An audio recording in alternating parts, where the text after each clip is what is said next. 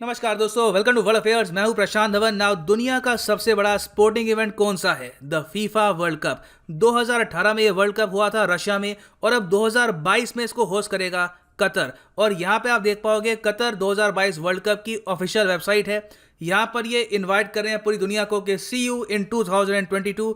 और ये पूरा इवेंट कतर के लिए बहुत ही इंपॉर्टेंट है, इनकी इकोनॉमी के लिए, इनके टूरिज्म सेक्टर के लिए, और इवन कतर की इमेज के लिए। मगर हाल ही में एक बहुत ही ज़्यादा डिस्टर्बिंग न्यूज़ आई है इस वर्ल्ड कप को लेकर। न्यूज़ बेस्ड है एक रिपोर्ट पर, और रिपोर्ट में ये बताया गया है कि जब से कतर को जिम्मेदारी मिली है इस वर्ल्ड कप की, पिछले 10 साल में 6,700 से भी ऊपर वर्कर्स साउथ एशिया से मरे हैं इन कतर। और सबसे ज़्यादा वरिंग बात यह है कि इंडिया में, पाकिस्तान में, बांग्लादेश में, इन सब कंट्रीज़ में हम इस इशू को प्रॉपर्ली डिस्कस करते नहीं हैं, as if it is not even that important. Now Qatar की अगर हम बात करें तो यहाँ पे अगर मैं मैप में आपको दिखाऊं, यहाँ पे आप देखेंगे ये है एशिया का मैप और ये है हमारा प्यारा भारत। और यहाँ पे आपको दिखेगा कतर। कतर की राजधानी है दोहा। कतर आपको मिलेगा primarily in the Persian gulf. और यहाँ पे आप देख पाओगे ये इसका एक प्रॉपर मैप है। नाउ कतर में जो टोटल आबादी है ये है करीब 26 लाख। इसमें से जो कतर के नागरिक हैं ये हैं 3,20,000 के आसपास। बाकी जो लोग हैं वो एक्सपैट्रिएट्स हैं, मतलब कि कतर में रहते हैं, मगर they are not citizens of Qatar.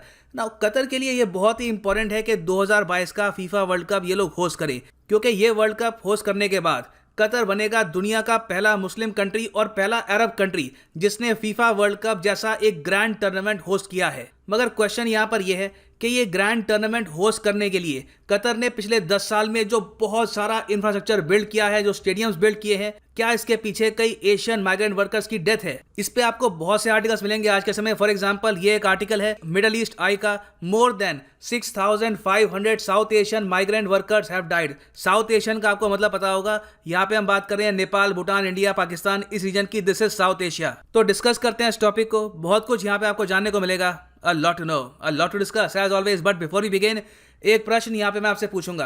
अंतर्राष्ट्रीय लेबर संगठन, इंटरनेशनल लेबर ऑर्गेनाइजेशन, इसके हेडक्वार्टर्स आपको कहाँ पर मिलेंगे? ये हैं यहाँ पे आपकी ऑप्शंस: स्विट्जरलैंड, फ्रांस, जापान या फिर यूनाइटेड स्टेट्स ऑफ अमेरिका।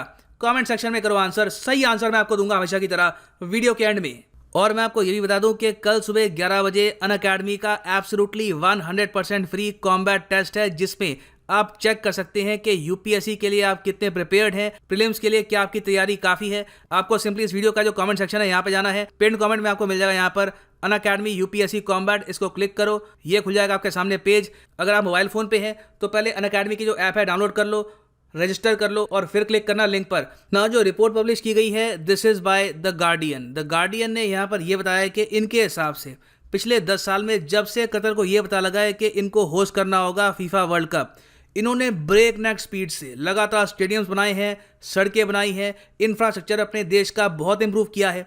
और इस दौरान हमने ये देखा है कि सिर्फ साउथ एशियन कंट्री से, अगेन हम यहाँ पर फिलीपींस, अफ्रीका, बाकी जो कंट्रीज हैं साउथ अमेरिका, उनके माइग्रेंट वर्कर्स को काउंट नहीं कर रहे। सिर्फ साउथ एशिया की अगर हम बात करें तो 6,700 से भी ऊपर माइग्रेंट वर्कर्स यहाँ पे मर चुके हैं। और यहाँ पे आप देखेंगे ये है डेथ टोल। जो टोटल वर्कर्स मरे हैं इसमें से इंडियन थे करीब 2,711, नेपाल के वर्कर्स थे 1,641, बांग्लादेश के 1,018, पाकिस्तान के 824 और श्रीलंका के 557। अब क्वेश्चन ये आता है कि इन सब की डेथ यहाँ पर हुई कैसे? ना यहाँ पे पहले हमको देखना होगा कि कतर की जो अथॉरिटीज़ हैं ये क्या कहती हैं जब भी ये माइग्रेंट वर्कर्स मरते हैं।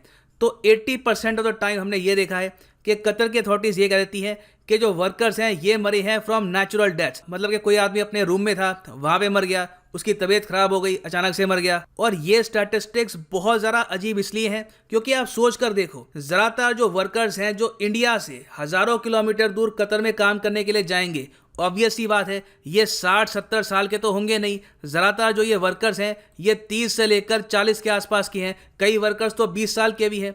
तो इतने यंग एज में, रिलेटिवली यंग एज ही कहेंगे आप, इतनी यंग एज में नेचुरल डेथ कैसे हो जाती है कतर में? तो इसका आंसर है कतर की गर्मी, कतर की इंटेंस हीट। इसकी वजह से हमने देखा है कि बहुत से लोग यहाँ पे मारे जाते हैं। और एक्चुअली इंटरेस्टिंग बात यह है कि जब कतर को जिम्मेदारी दी गई कि आप लोग होस्ट करिएगा 2022 का फीफा वर्ल्ड कप, उस वक्त सबसे बड़ा क्वेश्चन यहाँ पर यही था कि जो एथलीट्स हैं यहाँ पर कतर में खेल कैसे पाएंगे इतने ज़्यादा हार्श एनवायरनमेंट में। क्योंकि हर महीने हम ये देखते हैं कि कतर का जो पीक समर टाइम होता है यहाँ पर हंड्रेड्स ऑफ माइग्रेंट वर्कर्स मरते हैं। ये एक और आर्टिकल है द गार्डियन का 2019 से। यहाँ पर कह रहे हैं कि हंड्रेड्स ऑफ माइग्रेंट वर्कर्स ये मर रहे हैं हीट स्ट्रेस की वजह से इन कतर, और यहाँ पर इंडियन, पाकिस्तानी, नेपाली वर्कर्स इनके साथ भी हुआ है। और दूसरी बात ये भी है कि वर्कर्स की जो कंडीशन है वो भी ज़रा कंफर्टेबल है नहीं।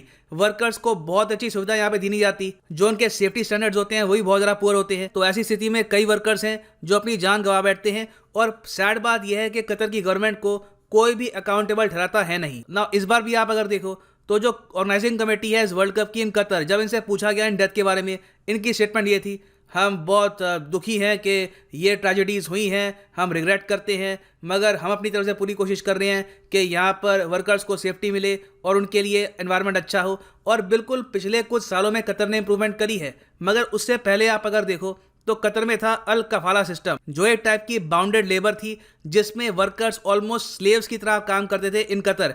ये सिस्टम एबॉलिश किया गया जब इंटरनेशनल लेबर संगठन ने बहुत ज़्यादा प्रेशर डाला कतर पे, और इंटरनेशनली भी आप अगर देखो तो बहुत प्रेशर आया था कतर पे, जब 2015 में इंटरनेशनल ट्रेड यूनियन ने यह कहा 1200 वर्कर्स कतर में मर चुके हैं बिकॉज ऑफ हीट स्ट्रेस, और सारे जो ये वर्कर्स हैं ये काम कर रहे थे वर्ल्ड कप स्टेडियम्स में।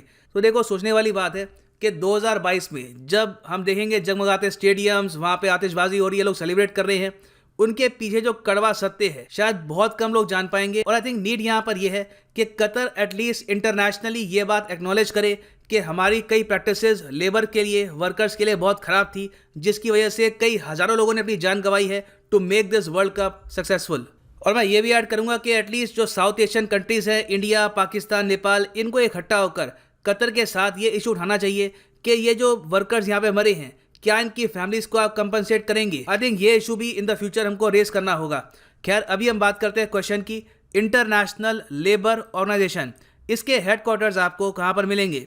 नाउ सही उत्तर यहाँ पे है ऑप्शन ए, जेनेवा, स्विट्जरलैंड।